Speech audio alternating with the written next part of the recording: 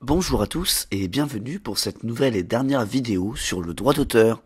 Tout d'abord, qu'est-ce qu'une œuvre selon la loi? C'est l'article L112-2 du Code de propriété intellectuelle qui définit, à travers une liste non exhaustive, les œuvres qui peuvent être protégées.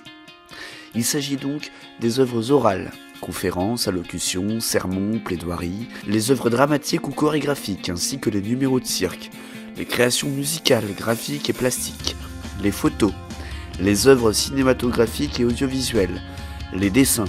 Il faut comprendre ici les peintures, dessins d'architecture, les sculptures, gravures et lithographies, les créations d'art appliqué, notamment les créations de mode, les illustrations, cartes géographiques, plans, croquis, ainsi que les ouvrages plastiques relatifs à la géographie, à la topographie, à l'architecture et aux sciences.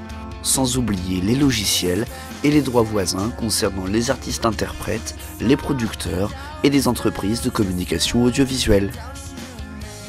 Voyons maintenant quels sont les premiers réflexes à avoir pour protéger son œuvre. Le droit d'auteur naît à partir de la date de création de l'œuvre. Aucune formalité n'est exigée, mais en cas de litige, l'auteur doit être en mesure de prouver qu'il est bien l'auteur et à quelle date son œuvre a été créée.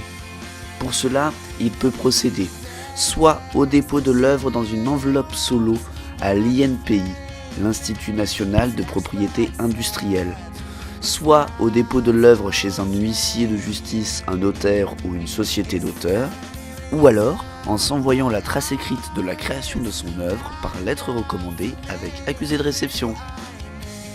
En cas d'atteinte aux droits d'auteur, de reproduction, représentation ou de diffusion sans l'accord de l'auteur, celui-ci peut intenter une action en contrefaçon au civil et au pénal.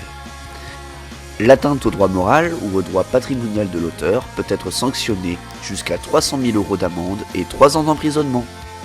Voilà, c'est la fin de cette vidéo et de mon introduction théorique sur le droit d'auteur.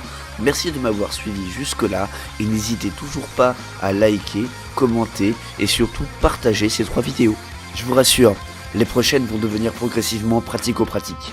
Dans ma vidéo suivante, je vous parlerai des sociétés de perception et de répartition des droits, ou comme on dit dans le milieu, les SPRD. À quoi ça sert, comment ça marche et quelles sont-elles? Elles n'auront bientôt plus de secrets pour vous. Et je vous quitte cette fois-ci avec une citation d'Arsène Besset. L'art doit être libre. Où il n'y a pas de liberté, il n'y a pas d'art. Allez, à très vite!